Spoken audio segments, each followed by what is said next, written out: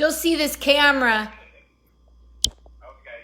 What'd you say? You said you're in the Nevada area right now, right? Yes, Las Vegas. Vegas, that's right. Okay. They're talking about opening up like this weekend, no? Yes, they are. People are out there not even wearing masks anymore. Oh, my Lord. Yeah, Not good. not good. They got to learn. What city are you in? I'm in New York, the mecca for some of this foolishness. Everybody on Facebook, this is comedian Purnell Holloway. Woo! We're in the big time now. You're in New York, so you're in the thick of the flu. Tell me what's going on. Well, it's a lot of, they shut everything down here, just like many other parts of the country. You can't go nowhere, I mean, it's probably for our best interest is to stay home. But right now we got a lot of deaths, just like in some other areas. But they say that it's starting to decline. So hopefully, things can kind of get back to normal sooner or later. I'm blessed. I was working a day job because all of this was going on before this. So luckily, I was able to continue working because I work at a senior center, Oh my gosh. Yeah, a place for it's assisted living facility. So So I work with elderly. that's no joke for you. You're giving your life. Basically, yeah, and I was in the recreation department, of course, so I was able to engage them on a daily basis. My goodness. So have you had any loved ones or friends pass on this? Thank God, no. Thank God, nobody personally, like other than some of the residents where I tell you that I was working, they just recently, a couple of them were having some issues with, I think two or three men passed away over the last week and a half or so. Yes. But other than that, anybody that I personally know was affected thus far. Thank God, Yes. Well, tell everybody on here where, like how long ago you started comedy and what made you start in, because I want to hear it. I don't go snooping, and I want to hear you say it. Okay, well, basically my funny or comedic side of me started to come alive in high school around that time when 9th, 10th grade, whatever, I was starving for attention, so I would find ways to cut up in class a little bit to be the class clown, kind of get some laughter here and there, and become more popular with the girls. And, people like funny guys. They like funny people. Yeah. It's always better to be the funny guy than the tough, bully type of guy. So that was my persona, kind of be funny.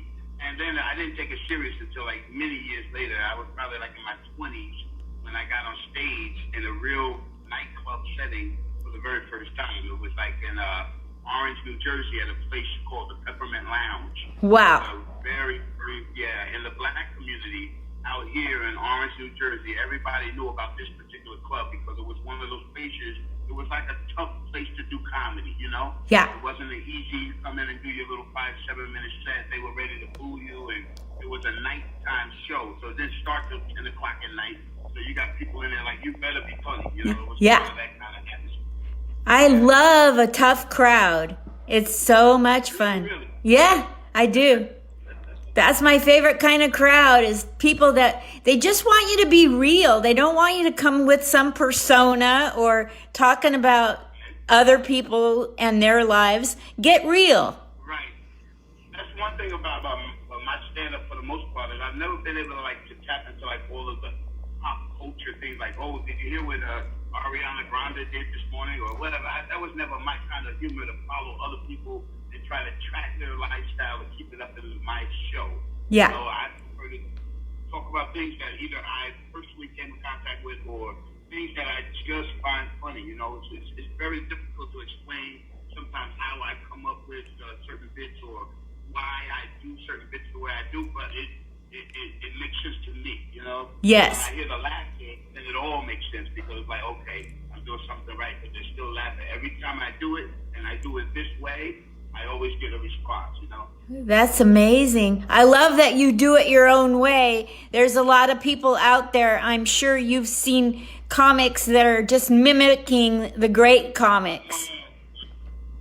Yes, and you know, a lot of times when comedians first start off, they really don't know who they are, you know. So sometimes you take a little bit of this person, a little bit of that, and then you start melding them into something, and then next thing you know, you have a 10-minute show or 15-minute show, and you're like, oh wow, I'm a comedian. But when you really start to be able to get on stage with no preset script and kind of feel confident and bold enough to just go into your day and make it funny, and in my opinion, that's when you're starting to arrive. And so that's where you kind of want to be. I mean, it's great to be able to sit down and write out material at verbatim and go on stage and work it out in front of any audience, you know. But when you can get up there with no script, you kind of just go off the top and then meld maybe some bits that you've been doing, but some new material that you thought of as well, and you make that all come together. You look like a superstar, you know. Absolutely. My favorite thing to do, you know, I've been in comedy 6 years, Purnell, so my favorite thing to do is to go be part of a local comedy club where the big talent comes and watch every show all week long. We're at a club where they'll let you in for free to learn. Yeah, because you're a comedian and I charge you to stick one in, hang out in the back, whatever the case may be, yeah? Yeah. So, who are some of the people you've seen since you've been out that way, so when things were rolling? Well, when things were rolling, I had to go see Rich Little. I had to go pay respect to the number of years he's done what he's done, and I got to see Joe Pavaromo and Joe Padovano. There's two of them there, both of them. I got everything that goes on over at Tropicana with Harry Basil. They have the best shows. And then I love going to the Dirty at 12:30 with Gabe Lopez at the South. Great show. Yeah, that's, you know, like if I go to Mike's and little bar shows, I'm seeing once in a while great talent come through. But I want to learn. I learn better in person from the greats than watching their YouTubes. Right. So in other words, instead of like kind of spending most of your time in those places where the newer people will kind of be honing their skills, you'd rather go to where the skills should be at the top level, and all you got to do is study the mastery of how they come and put it all together. You know. Yes. I can't. That's smart. I mean, thank you. I can't get what they're doing. If I watch you the first time, it has to be in person, and I have to see you over and over to get a flavor for who you are. And I don't want to copy it. I just want to put it in the back of my mind as other ways of doing comedy. Not the words, but how do you own the stage? it's the way, you know, because comedy is just that. It's like a way. It's the way you say it. Certain words you accent versus, you know, when to slow things down a little bit. You know, there's beats in comedy, you know, there's beats and rhythms just like everything else, you know. And switching from comedy, I've been moving into acting over the last 7.5 years. So that's kind of been my newest passion, is focusing on a lot of different acting projects. Wonderful. How's that been going for you? So far, so good. Like a lot of the work that I've done, people seem to enjoy it. You know, I like, you know, sometimes when I watch the projects I've been in, the ones that I've been able to see, when I watch them, you know, of course, you know, you're a little critical of yourself, but I really look to see if I've grown as an actor in certain areas, you know? Yes. And I think I have been growing, and there's still a lot more room for the craft to work it out and do more, but I've been in a couple of web series that are on YouTube right now. What? And one of them, we're working on season 3. It's called BumRushTheSeries.com. If you go to BumRushTheSeries.com, we have our own webpage, so everything that we've ever done with BumRush will pop up, all 2 seasons.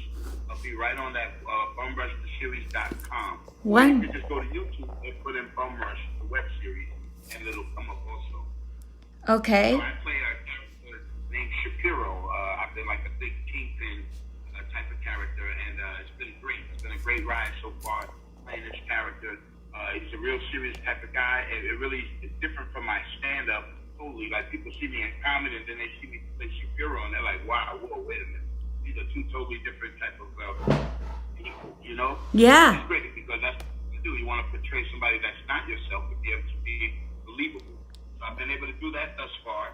And then there's other things that I've been involved in as well. Like we got a stage play right now. I'm still like, we were in the midst of the date would have been like May 7th coming up, but because of COVID, thank you COVID, everything got pushed back, of course. So we still do the rehearsals similar to what we're doing now with the Zoom. Yeah. We have Skype. So for each scene, we all link up, about 6 or 7 of us. Yeah. And we run through our lines and go through the motions as if we were in the same room. Yeah. Try to be as believable as possible in rehearsal. And we're getting all of that stuff together. It's called The Curse Within. It's a very beautiful story written by a lady named Trevi Purnell. And as soon as we get a date, man, I'm going to be promoting the heck out of it. So we can look forward to your play to come to New York City. Oh, it's going to be in New York as well as Atlanta. Wonderful. What else? What else are you looking forward to doing when you get out of your bedroom? Honestly, what I want to do is I want to focus more on the stage, stand up. I miss it. You know, I miss the microphone, the audience, the whole thing. I tried one show, a virtual comedy show with me and 3 other comedians. Well, 3 other comedians. Uh-huh. But we had a nice show, but it was still awkward because I'm just like this. I'm trying to, do my little new bits about what's going on, my experiences with COVID. But it just, I don't have the audience to really bounce off of, Yes. It's a little awkward. Yes. It's a new way to media. I got to come up with something because my regular way is just more natural, and this way is not so natural for me, Exactly. Trying to entertain online like this. I was on a comedy show with Miss Arkansas here in Vegas. Do you know her? I never met her personally, but I have communicated with her once or twice online. And she had like a Bluetooth or something, right? Yeah, that's her. Yeah, I kind of recall her, yeah. So when I was on her show, I didn't know how to do that on Zoom, how to do comedy, make it funny, because there's like an 18th wall between you and the audience. So I'd tell a joke and then I'd lean in and look real close, and I was trying anything I could. Yeah. Somebody laughed. Like, whatever, is anybody in here? It's weird. It's weird, but I had fun. I think that the comedians are paying attention a lot better with now, and they're laughing to support each other because they know how freaking hard it is. It's not easy, It's not easy at all. And that's the whole thing about stand-up comedy. You say 6 years. I have been around comedy more like probably close to 20-something years. I mean, the only thing is I did step away from comedy for about a good 6 years or so. Yeah. So back in the early 90s going into 2000s, I kind of stepped away from comedy for a minute, but then I came back in 2010, and I kind of been with it ever since 2010. Let me ask you, in your years of comedy, what are you most proud of? Like something that healed another person through your comedy, or some accomplishment some hurdle you got over personally and beyond a level, or, what's working with a certain person? Name some things that you're most proud of, I guess, not just one. Right. Okay. Well, I guess if I let's try to, I'm just going to say about 3 maybe. Okay. I got to work with some very, very popular talent, people that I grew up watching. A gentleman by the name of J. Anthony Brown, very, very funny comedian, had his own comedy club out in L.A. called the J Spot. And I got a chance to feature for him for 2 nights out in Atlantic City at the big casino down there at Resorts, one of the casinos on the boardwalk there. And that was at that time, that was a big highlight for me. I had a busload of people from New York. They bought their tickets and they got on the bus with me. We all rode down together. We had a hotel room, everything safe. We did 2 nights there, but it was a beautiful experience. I had my family on board. I had about 45 people who came down with me. Wow. From Philadelphia and Jersey, my family. So that was one of my biggest nights. And at the time, if you see this thing behind me, it says no rest for the weary. I can't really see it, but it said no rest for the weary. That was like my logo basically. I had it on T-shirts and all that kind of stuff. I was selling my T-shirts after the show. It was like a really big moment in my career at that time. I felt really, really good. That's awesome. Yeah, it was awesome. And J. Anthony Brown, I had never performed for him before, but when he saw me, we had a great rapport. He just, he liked young up-and-coming comedians, so he gave me a lot of good advice. And then years later after that, I got to perform at the world-famous Apollo here in New York. My name on the billboard, my name up in the lights over there, and my family got to see that, had to, share that experience with me. Have people come and buy tickets to be there at the Apollo, those who live folks here in New York. So that was like a pinnacle for me. And then I guess one other one was... Seriously, Purnell, what was that like being on stage at the Apollo for you?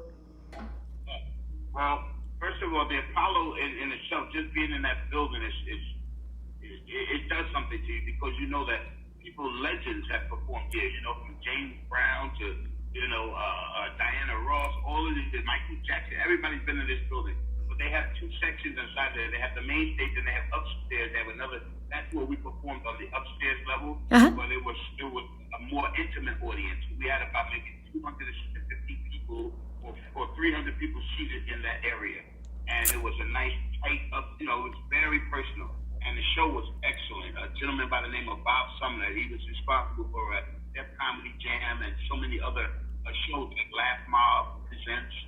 They have a couple other TV shows on Aspire and TV One at the time, and so many others. But anyway, that was probably like one of the biggest nights in my life with the Apollo. Having the accolades of working there, being on that stage. I can't imagine. I cannot. You sent goosebumps through my entire body telling me about that. It was a beautiful experience, and the main thing now is like to continue trying to, if we get back to real life again, it's just trying to maintain and stay on a course where if I'm going to continue to do comedy, because I feel myself shifting more to the acting, to be honest with you. Yeah. But if I continue to do stand-up, I have to, make a declaration to myself that I'm going to be comfortable even if I don't make it to a certain level. I'm just happy to be able to share my talent and have people enjoy me and they laugh and I get paid for it.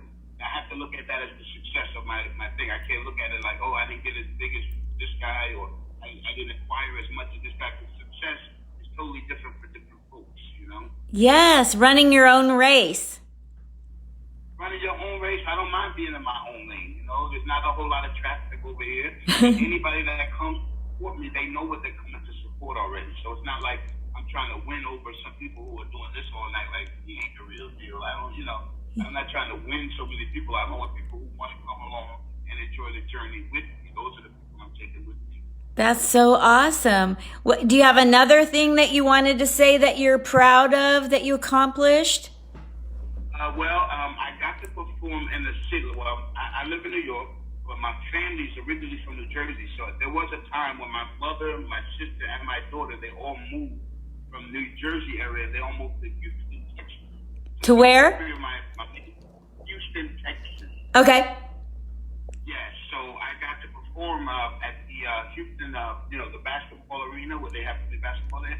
I got to come down there and do comedy for a weekend in Houston and was able to invite my mother and my family members to come out to see me down there. So it was like a beautiful thing, because for them to try to fly to New York to do something I'm doing, it's like a little, it's a bit much. But for me to come to their town and give them a reason to even come see what I've been doing for the last few years out here, that was another highlight for me. And my family in their city to be able to come see me, fly into town and perform. How fun. My goodness. Yeah, it was. So I was just, I would like to know what is it that you watch young comics doing that you'd like to tell them to quit doing? Probably, well, for me, with the young comics that I deal with, I'm not so much on the mainstream circuit. A lot of time I'm in the urban environment, but I just hate to see them come up so rough and like with the language. Like, they're so quick to shoot the curse words and the bitches and like, I try to encourage them, like, stand on something else. Like, don't be afraid to, like, use words. Like, use your skills, know, to convey your message without so much profanity, you know. Absolutely. My uncle once told me a long time ago. He said that about profanity. He said, when I try to quote something, it's been a while since I've even tried to say it, but something about profanity. He said, profanity is the result of a weak mind trying to express itself forcefully. Wow. Right. So when you're cursing, it just shows there's a lack of intelligence to find the right words to just make those connections. Like, yo, man, it was cold in the motherfucker. This, like, okay, so why does the word motherfucker didn't add anything to it? So why would we put it there? You know, like, I'm just saying, in general conversation, we have to be delicate with it, especially when you're new. If you're a new comedian and I'm coming to see a show and you're up there filthy mouth the whole time, but it's not funny, then the rest of the show, I'm assuming, is going to be just like this. Like, oh, I'm not sitting through another 25, 35 minutes of this shit. You know what I mean? Yes. So I think that would be the advice I would give them in church. Like, you don't have to go so low. Try to go the high road first. And then if you ain't getting no laughs after a few minutes, then go ahead. You can always dig low. You know, you can always go and get some sex jokes and get laughter with some certain things. But let's try and start off up here first and see how you do without all of the other riffraff, you know? Absolutely. I couldn't agree with you more. This whole pandemic, how is it going to make you a better healthcare worker in the sports field that you're in there? How's it going to make you a better family member, comic, person in the world? What do you think it's done to change you that you've gone through the pandemic? Honestly, right now, like my for the most part, my schedule and my life in general hasn't really changed. Like, cause I still was going to work, like nothing. Like, if I was doing another type of job where they said I'm not considered essential, please stay home for the last 3.5 weeks, then I would probably have more in line with most of America right now. But the truth is, my schedule, the time I get up, the time I leave out, the activities, other than going out and going to like a movie or a diner or a restaurant, other than doing those things, those are things a lot of times I would probably rather stay home some nights anyway, you know, if it wasn't comedy related.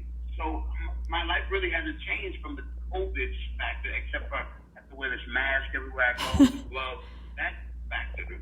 But I really don't know how to say, as far as the COVID, how it changed me. I think, if anything, I'm more grateful for life.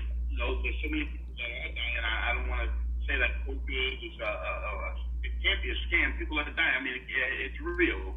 So don't be naive about it. But washing your hands, like, if that's all we got to do to kill it, like, I just don't understand it. That's all it is, the whole COVID thing, you know? Yes. I don't quite understand. But what I've learned from it is to appreciate my family. I check in with people a lot more often now in the last 3 weeks or more. You know, like my daughter in Texas or my brother in Delaware or my sister. I reach out a little bit more than I would have if life was bustling and bustling. And I pray a little bit more than I used to. You know, I've always been spiritual, but never like wanted to go to church every Sunday, so to speak. You know? Yeah. So I've always got a spiritual side to me. I've connected with that more, and I guess I've learned to be patient.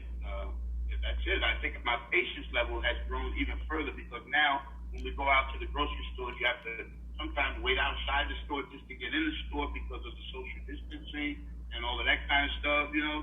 Not used to any of that. It's just all brand new. So I was just getting used to here in New York, we can't use plastic bags anymore. We have to bring the recyclable bags. I was just getting used to that. And then the COVID shit came in. And then we thought, man, all this other stuff on top of that is, you know, but man. it is what it is. New York has been through a lot. They went through September 11, 2001. And I was close by when that happened, yeah. How close by? Say that again? So you're on your Facebook Live too? I am. I got you on Zoom on my laptop, and then I'm stripping it off and putting it on Facebook Live with my iPhone. Your Facebook Live page is what's the name on that page? Linda Marcus Smith. Oh, okay. So you got on the same name. Yes, and I'll post this and I'll tag you in it so that you can share it with your. Yeah, that's cool. Yeah. I was just see because I was in here and I didn't know if people were actually tuning in or not. And the Zoom is just you and I in here, so I don't know if anybody was on your Facebook. There's probably 20 people. We got Jackie Knight from Fort Lauderdale. She has a comedy club. Lynn Donald Wymore, Jack Roberts, Valerie Scatella, Kevin Davis, the Marine of Comedy. Kevin, how you doing?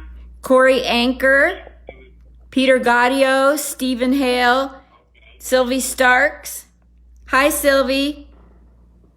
And she says, Yeah, well, I don't know about the name is so familiar. I think we have communicated. She's Shout out Sylvie. Hey, Sylvie. Yeah, we have communicated before. yes, she's sending up hearts to you. That's what's up. Thank you.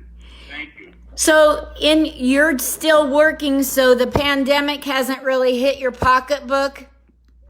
Well, not like others, no. I mean, like, I was making extra money, of course, going out doing comedy, like a couple of nights here and there throughout the weeks and stuff. I had dates set up already for April and May that got, they end up getting canceled. But, yeah, I mean, my money got affected, but not like everybody else. Like, I still have a base salary, you know what Yeah. I mean? I'm going to work 40 hours a week.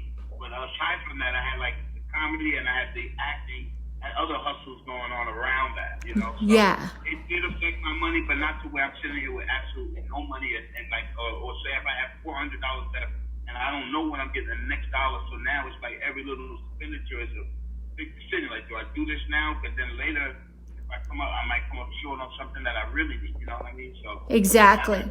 Well, some of the comics have given me a PayPal, Venmo, or Cash App in case people want to show you love. Do you want to do that? Well, I definitely could give you my Cash App is basically my name, Purnell, Purnell, Holloway, HOLLOWAY, and 71 for the year I was born, 71. Perfect. Purnell 71. That's my Cash App. It's the easiest thing for most people who, they want to show love in any way. Okay. And then if people want to follow, where do you want people to follow you to help you on social media with your numbers and to maybe see your videos? I could use some help. I mean, as far as, followers or what have you, I do have an Instagram page. It's Hollow, like my last name starts off Holloway. It's Hollow, HOLLOW. Uh-huh. Head, HEAD, Mhm. Hollow Head, like I don't have anything up in there. Hollow Head, and it's ENT, which is short for entertainment. So Hollow Head, ENT is my Instagram name. And then on Facebook, it's just my regular name, Purnell Holloway, or comedian Purnell Holloway. I have 2 Facebook pages. Okay. And do you have a YouTube where they can see videos? If they just put my name in YouTube, like they search Purnell Holloway, they'll probably have about maybe 85 or 90 different things might come up that they could check out between comedy or acting. Purnell Holloway, basically everything is under Purnell Holloway. Okay. Hashtag. I'm sorry. Sylvie Starks has a question. Are you ready for a question? She's. Yes, let's do it. Thank you. She says, Purnell, for the comics that look up to you, what inspiration can you provide during this challenging time to the comics? Okay, that's a great question. For all the comics who look up to me or respect my way I move or anyway, I would say to them, during this time, just observe and absorb as much as you can about everything that's going on around you, because we're all going to have a similar story to tell. You know, all of us are going to have something that are like the same thing. But then we're all going to have those individual perceptions and observations that are going to be very unique to our story and the way we tell it. So I would say try to, if you can, record as much of this as you can, because as much as we like to believe, I'll remember later, it don't always work that way as we get a little older anyway. So Yeah. Try to jot some things down. Don't be afraid to use a pen. We still have ink pens and all kinds of writing apparatus. Everybody's so into the phone. Nobody likes to write anymore. I suggest you, any piece of paper you can grab, write your ideas down. So that when you get an opportunity to go back and revisit those thoughts, you might be able to have some great content there. So I would say record the memories from this moment with this epidemic. Like I said, write your things down, and don't be afraid to use your phone as a recorder. Use the voice recording app that's on your phone. Some of like the iPhone already has it built in, and document your things, because trust me, a lot of things that we think of are very funny in the moment. I laugh so many different times, but if I forget what it was when I get home or where I'm going, a lot of stuff gets lost. So try to document and record your things throughout this pandemic is probably what I would say. That's amazing feedback. Thank you so much for that. So let's say that they say it's safe to get out of your room next Thursday at 3:00, and money's no issue. You can go anywhere in the world and do comedy or take a vacation.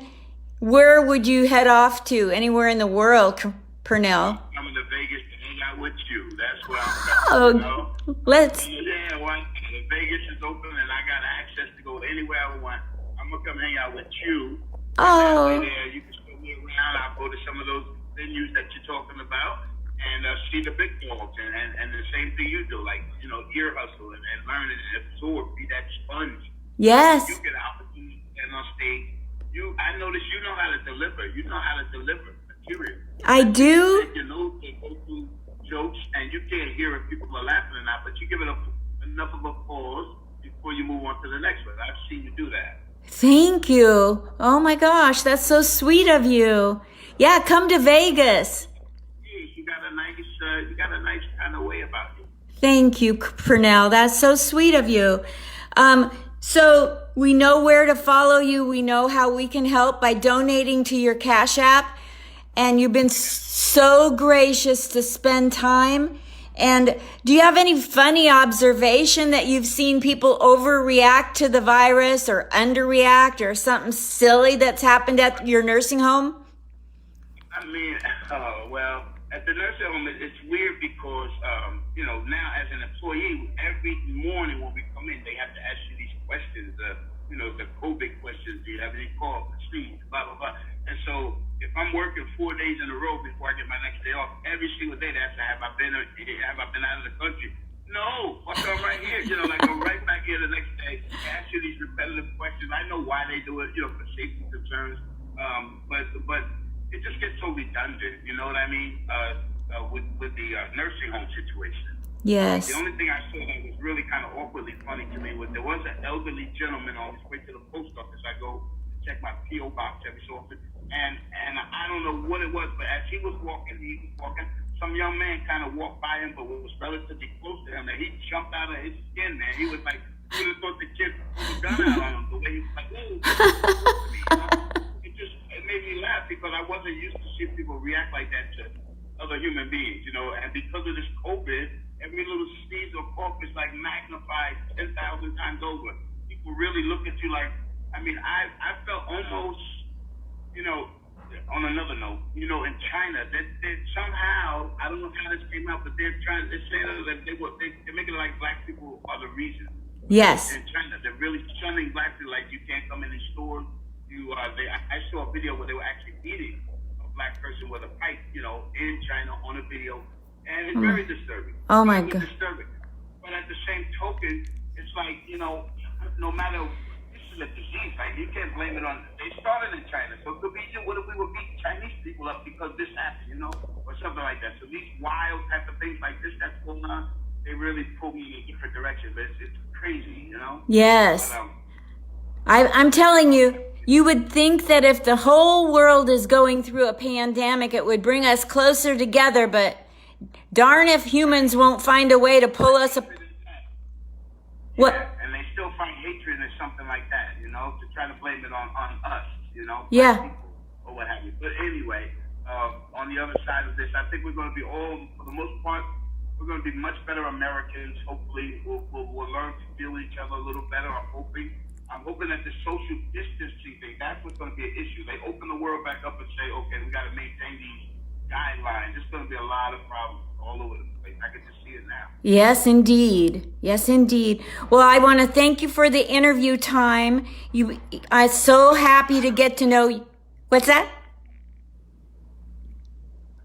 What'd you say? Thank you so much. You have a great day. Please stay safe and tell everybody at the nursing home that I love them. And if they don't behave themselves, I'll come do comedy.